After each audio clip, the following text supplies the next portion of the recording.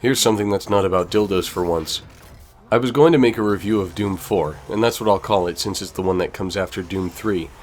However, considering how heavily both the game and its marketing rely on the legacy of the early Doom franchise, I've decided to make a video that contrasts Doom 4 with the original two Doom games.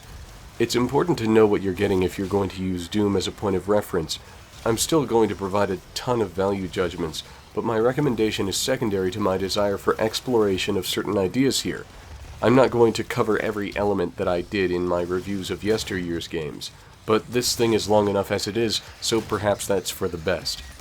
I was ready for Doom 4 to be a disaster. The walking corpses who remained at id Software shared their dreams to feel like Bruce Lee with a shotgun on a skateboard.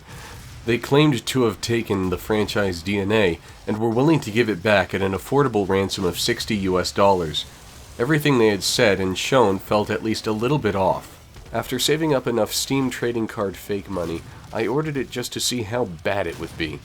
It looked and sounded like a cynical piece of shit that didn't know what made the old Doom games the modern wonders that they are.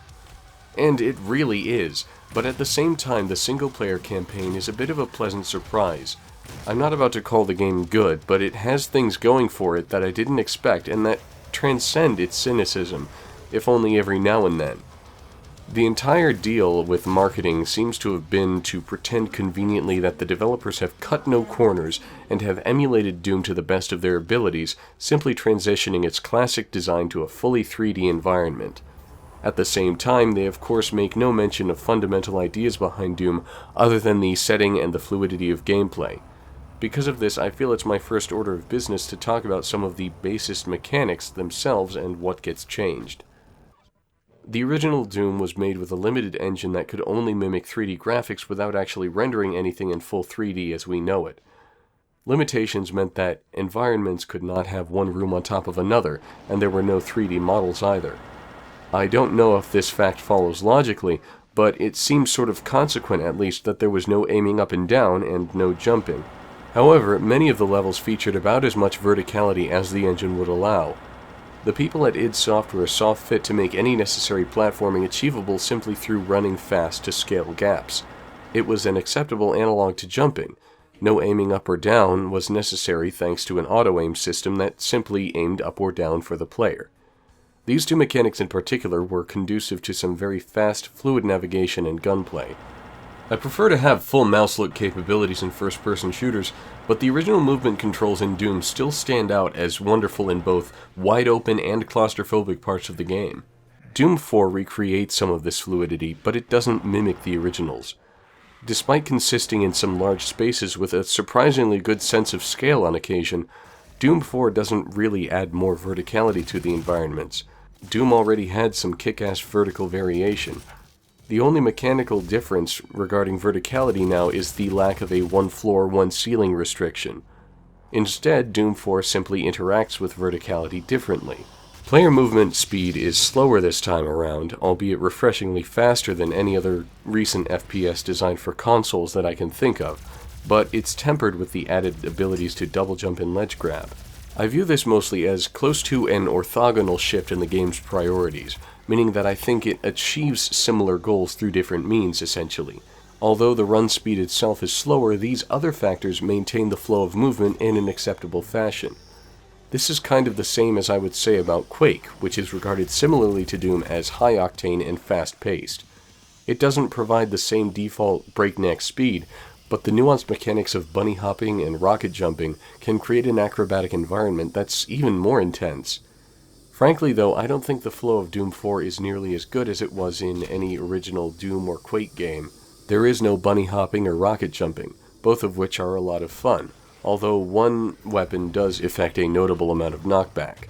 However, my issues with the overall flow of the game stem from a much more central issue, which I'll get into later. Given the scope of the game itself, what it has is still responsive, and the flow of movement is acceptable. In any Doom game before this, player progression has been almost non-existent. In the original, there was the backpack full of ammo that allowed twice the ammo carrying capacity, and I think that's it for the main franchise. However, in an effort to outshine the 2005 mobile smash hit Doom RPG, Or maybe just because every fucking game has to have character progression these days, Doom 4 is so heavily laden with character progression elements. The straightforwardness of a game like Doom helps pacing and playability immensely. You have 100 health, 100 armor, and a handful of guns that perform specific situational jobs, and you just play.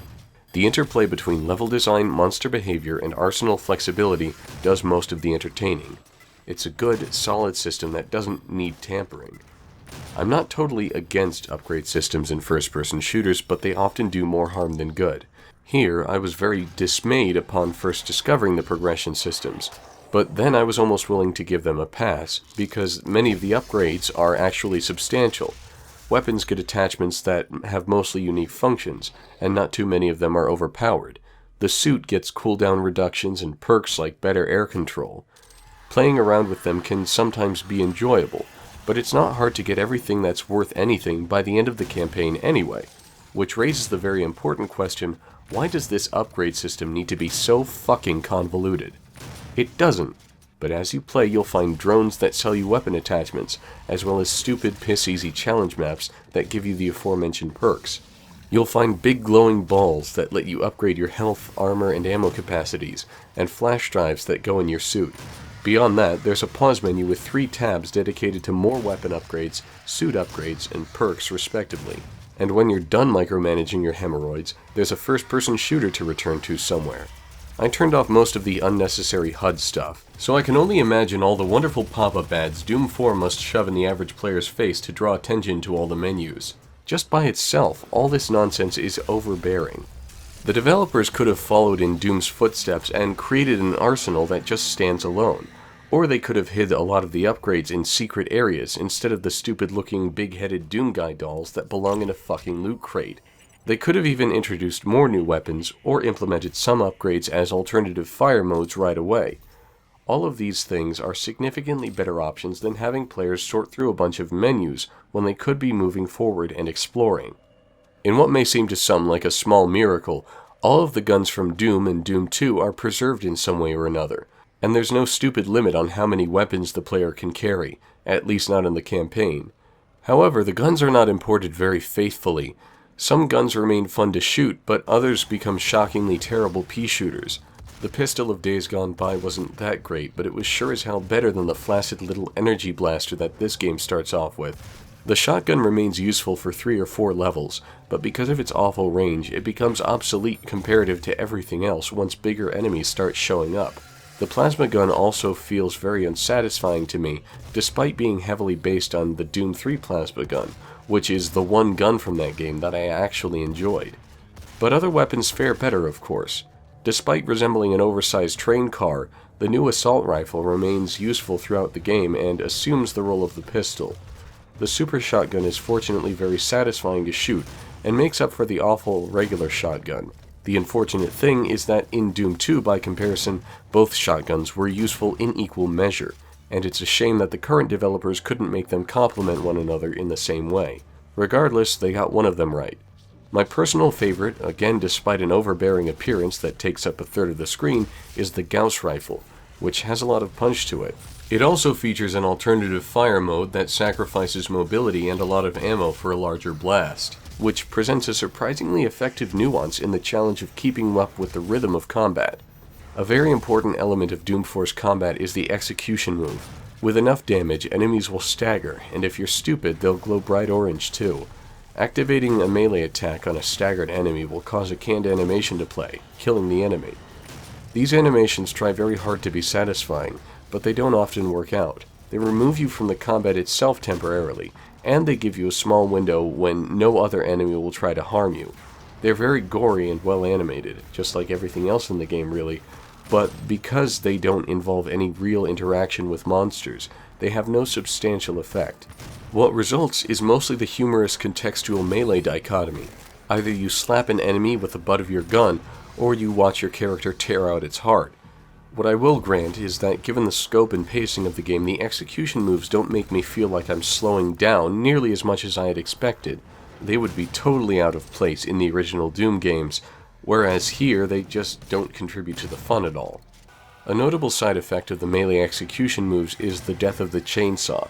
It's still there, but it's turned into an overpowered instant execution device. It was previously a powerful but highly situational tool, and id Software somehow managed both to nerf it and to overpower it. I imagine that with the introduction of execution moves, the developers decided they needed the chainsaw to be able to cut through things visibly upon use.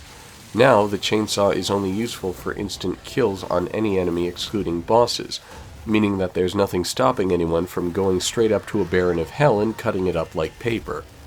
To combat the abuse of this feature, the chainsaw now has a weird abstract ammo counter fed by gasoline lying around that depletes at different rates based on the importance of the enemy.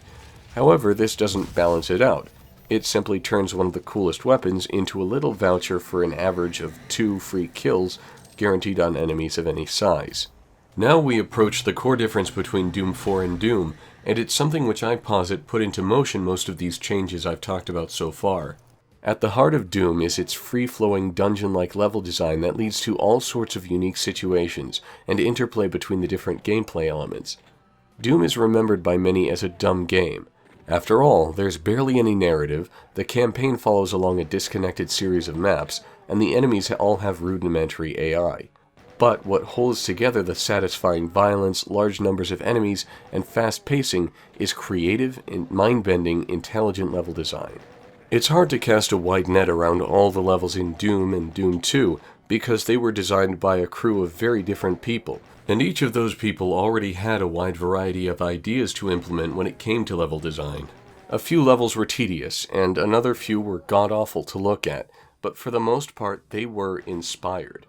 The technology powering Doom was brand new at the time, and designers like John Romero and Sandy Peterson seemed to use it like a playground and push its limits just to see what new ideas they could bring to fruition with it. Levels were often filled with rooms of varying sizes that were interconnected in myriad ways while remaining beautifully comprehensive. The hunt for keys and resources and the occasionally shifting level geometry fueled a natural amount of backtracking that flowed very well. Most areas were instantly recognizable, meaning that despite the winding nature of most levels, it was very hard to get lost, again with a few exceptions, at least from my perspective. Enemies often showed up in areas in need of retreading, keeping the action going. Secret areas contained shortcuts and much-needed supplies. The variety in room shapes and sizes, as simple as it may sound, just led to better variety in encounters with enemies. Simple triggers gave the game an element of surprise with strange teleports and monster closets. Not all of these things are remarkable feats of game design. Recognizable rooms and monster closets aren't fascinating, but they have some positive influence on Doom. The more important thing to understand, however, is how Doom 4 does away with most of these things, or features them in a superficial manner only. What results is a game that relies on a small handful of gameplay elements that don't provide nearly as many emergent situations. It's a simpler game than what came before it, and while it does some things right, they're not enough to save it from its own constriction. Doom 4 is at least straightforward in its mechanics once you start to ignore all the stupid upgrades and diaries. It's a first-person shooter that lets you kill lots of monsters, but it's as much a departure from the original Doom as Doom 3 was. Its distinction in particular lies within its level design, which is why I'm making such a big deal about that stuff. Doom 4 is an arena shooter, although its developers prefer to call the arenas skate parks. Regarding other straightforward shooters, it follows in the footsteps of games like Painkiller, Serious Sam, and Hard Reset. It's the kind of game where most of the action takes place in locked segments of a map. Once you enter a room, everything closes off, and you just have to kill everything in that room to open up the next. More noteworthy than comparisons to Painkiller, however, is that this skate park-focused design is becoming more and more commonplace in the offering of contemporary shooters as well. It appears in a variety of games such as Hitman Absolution, the Crysis sequels, BioShock Infinite, and the new Wolfenstein Abominations. BioShock Infinite, as far as I'm aware, is the only one of these few that actually requires straightforward shooting to open up the next area every time, but all of them work in segmented skate parks. Perhaps not so coincidentally, a good portion of id Software employees who worked on Doom 4 were transplants from Machine Games, the company that developed the new Wolfenstein games. I'm willing to hazard a guess that the skate park-based gameplay was fueled by this contemporary trend rather than inspired by an assortment of Central and Eastern European cult classics. But let's get on with these classic Doom mechanics and how Doom 4 handles them given its more limited scope. What surprised me in the first few levels of the game was the openness of the levels in some places. I'm still all too accustomed to garbage that's engineered to run on previous generation consoles.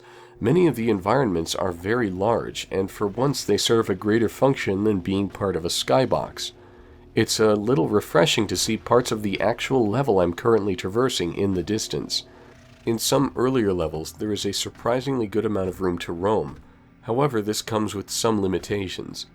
Despite a small handful of monster encounters in each level that aren't associated with skate parks, Doom 4 is still very heavily focused on those skate parks. They're where the majority of the action takes place, and often enough they aren't very big. Instead of taking up the majority of these wide-open first few levels, they're peppered around without much regard for the amount of space that's actually available. What's left is really a lot of dead air, and it's potentially more awkward to navigate than any original Doom or Doom 2 level. It's amazing that with all the sprawling design in some levels, the only thing to do in them is look for the next comparatively tiny skate park that will trigger some sort of progression. Exploration isn't nearly as fun or rewarding when there are so few stakes outside of a few concentrated areas. After the first few levels, though, the level design takes a steep nosedive from its already lackluster empty space approach. Beginning at the first Hell level, the game becomes almost nothing more than a series of skate parks held together by simple pathways that don't really go anywhere else. Oddly enough, the game only starts embracing the key hunting mechanics after this change, when as a result, keys become totally insubstantial. The initial levels feature a few simple, easy key hunts that aren't really remarkable one way or the other, but later on, keys simply serve as rewards for beating the skate parks. There is no exploration necessary past the beginning of Hell, because the only way to go is ever toward the next skate park. When a key isn't a straight-up reward for killing enough enemies, it's the trigger that starts a locked-off skate park in the first place. After the skate park action, the only navigation necessary is going to the next skate park that can subsequently be unlocked. A central element of the skate parks is that progression is simply impossible without exploiting the game in some way, unless all the enemies are dead. This has led to at least one instance that I can recall clearly, where the door that I had a key for was within reach, but was locked anyway because of a skate park fight, so that I couldn't even use the key. Restrictive mechanisms like this demonstrate how much the designers cared for something like key hunting. It's there because it's supposed to be a Doom game, and colorful skull keys are a recognizable Doom asset. Too bad the developers don't even trust you to use them when it's inconvenient. The backbone of it all is gone, and key hunting exists only on a superficial level. If all the keys were replaced with appropriate triggers at the beginnings and ends of skate park fights, the game would be almost exactly the same. Another mechanic that might be a result of the skate park focus is the health regeneration. Now, it's not like the Call of Duty mechanic where health just grows back under every circumstance. There are even a few medkits and recharge stations dotted around the levels and everything, to make it seem like an old-fashioned shooter with no health regeneration. However, the vast majority of the action still takes place in these particular skate parks, where there can only be so many health pickups before the game looks really stupid and easy. Instead, the developers implemented a system that looks even more stupid. Enemies are piñatas. When they die, they drop health and ammunition in a manner adaptive to the current status of your health and ammunition. When you're at full health, they will drop tiny morsels, but when you're in dire need, they'll drop little glowing balls around their corpses. The amount that they drop is recognizably dependent on your health, and it doesn't matter what kind of enemies they are or how big a threat the skate park poses. The next piñata could be a basic zombie that dies in one shotgun blast, or it could be an archvile, and that would make no difference. If your health is low, it's going to regenerate the next time you kill something. Execution moves also generally produce even more health pickups, and chainsaw kills make an enemy shit half of your entire ammo capacity all over the floor. What's even better is that shortly into the game there's a perk that vacuums up all of the health and ammo pickups in what seems like a 50-mile or 80.5-kilometer radius. This is at least mechanically better than regular old health regeneration because it doesn't allow anyone to just duck behind a spot for a moment that enemies can't reach and then pop back out with full health. The player does need to be an active participant in combat, but this system is still butt ugly and takes a lot of satisfaction away from the violence. It's harder to appreciate all the immaculately rendered entrails when there are so many glowing balls flying all over the place.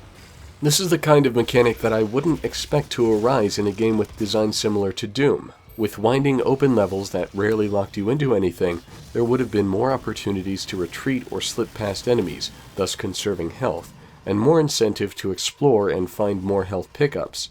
That is the kind of system that emerges naturally from good designers working with minimal interference and limitation. Another thing sacrificed is the element of surprise. Doom had 3 main ways of introducing enemies: simple placement, monster closets, and teleportation disguised as spawning. Under the right circumstances, all 3 could create very uncomfortable situations in the blink of an eye. Whether it was strolling around a corner directly into an archvile, grabbing a power-up only to find a Baron of Hell emerging from the wall behind it, or firing a shotgun and making enemies spawn unpredictably, Doom was full of devious surprises. After playing Doom 4 twice, I can't remember a single monster closet. That, in its own right, is not a terrible problem, but there isn't much shock in any enemy encounter otherwise. Occasionally, weaker monsters are actually placed in a level primarily to set the scene. A few zombies will limp around the button that starts the skate park combat, or some smaller enemies will start infighting with a Baron as you approach. Beyond this, most enemies are introduced in small waves through highly telegraphed spawning effects after a skate park begins. This makes nearly every enemy encounter predictable. The game never breaks from this formula in any substantial way. The only uncertainty that arises is not knowing when a skate park will end. But after all of my finicky criticism, I still have to say that Doom 4 does have some strengths. Even though its marketing is intent on making it look stupid, the game kind of knows what it is, and it tries new things that actually work with its mechanics. Not everything works, but it provides enough content for some enjoyable moments. All skate parks are not created equal. A few too many are featureless and unexciting, or despite attempting to appear hellish and warped, they are firmly based on a grid. Others are more open and complex, and they serve their purpose fairly. The better ones have multiple stories and are smooth to navigate. They work well with the controls and allow some of the monsters to show off their new moves. Some of the monsters. They are the glue that holds together what little this game has. In Doom, the demons often occupied a very small amount of space or otherwise moved slowly, providing a threat that was not very agile but nonetheless stood in the way and could do some serious damage.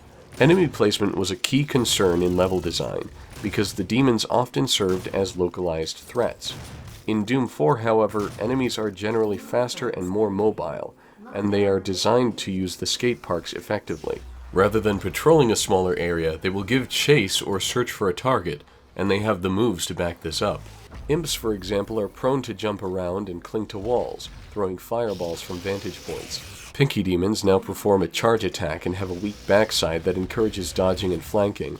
Similarly, shotgun guys hold up shields that can only be penetrated by some weapons or otherwise just need to be flanked. The Hell Knight and Baron of Hell both run, jump, and perform ground pound attacks, making them formidable in skate park combat and satisfying to fight. However, no single redeemable element in this game is perfect, in my humble opinion, and the good demons have their less interesting counterparts. The Revenant no longer fires homing rockets, and as a result it misses constantly. It is almost a completely harmless creature, and probably the biggest nuisance in the game. It has added mobility, but it never hits a moving target, even though I'm willing to bet that other enemies are actually able to lead targets somewhat. The Archvile's blast attack is reduced to a tiny wave of red flame that doesn't pose that big a threat. It can jaunt around a bit, but it's too weak without its original attack to maintain its menacing reputation. Another distinction is that instead of resurrecting dead demons, it spawns new ones, and it's not very much different from how the game itself spawns new demons all the time. It used to be an instant high-priority target because it had such a devastating attack, but retreating meant that it had time to resurrect all the barons you just killed. The Mancubus is more or less the same old Mancubus. It's a slow-moving lump that fires rockets, although it does seem to fire fewer now. It's also able to jump between stories because everything else does it by now, so why the hell not? The Mancubus in particular illustrates a problem with trying to adhere to source material in what is really a different kind of game. It's almost wholly unremarkable, despite being nasty originally, because the developers stuck with monster designs that just don't work well with the kind of environments they had built. They managed to repurpose some monsters better than others, but if they were intending to make a game this different from Doom, they should have understood what didn't fit earlier on. These detrimental monsters don't really get in the way of combat or anything, but they certainly don't add anything either. They just exist and affect the gunplay by a minimal amount. The game could use more of the imp-like mobility and larger skate parks, or, God forbid, full, complex, cohesive levels. What it has is good, sometimes. There's a certain thrill to being chased by a group of Hell Knights that shines through in some of the skate parks, but these relatively few good parts scream of untapped potential. With new or more heavily modified monsters, larger and more varied environments, and a less annoying progression system, the sort of combat that Doom 4 engages in at its best could be so much better. I see no reason why that sort of combat wouldn't do well in more sandboxy environments with objectives all over the place. Not like one of the Far Cry sequels, I'm not going to encourage these fuckers. But perhaps more akin to some of the earlier levels in Doom 4 itself, without the locked-off skate parks. It wouldn't be too rational to encourage id Software to follow directly in the footsteps of Doom looking forward, because this game isn't much more like Doom than Columbine was. Mainly, it's important to understand the sort of resourcefulness that led to Doom's design. The skate park design they're sticking with is an inherent decline, but it can still be alright provided that the other mechanics and assets are created for that experience. What new kinds of enemies could be conducive to frantic action with players circle strafing and dashing from floor to floor? What kinds of objectives can we give players beyond just killing enemies that will make environmental traversal more meaningful? How can we create levels that make use of the movement mechanics and maintain direction and fluidity despite the use of verticality? How can we implement a player progression system, if we really want to, that doesn't use 3 different fucking pause menus? These are all possible questions that tie into the core of the gameplay fueling Doom 4, and I suspect that they weren't given much special consideration. The entire foundation of Doom 4 is quite different from what the original Doom games had, and it's demonstrably simpler and, in my humble opinion, weaker. What I didn't expect, though, was that it is at its best when it's unlike Doom the most. It's not good overall, but it has its moments of satisfying combat. It's just unfortunate that the good combat occurs too rarely to carry the whole game. It reeks of design by committee that likely would get in the way of most original ideas and risks, and that would make sense because nearly all of the original Doom team is elsewhere by now. The ways levels are designed and combat is introduced are simply too formulaic to be the product of creative and independent thought. Whereas the original games were hard to cast that wide net around in terms of their design, Doom 4 wraps itself up into a simple, predictable, mediocre paradigm. In conclusion, try the shareware episode of Doom and buy a dildo instead.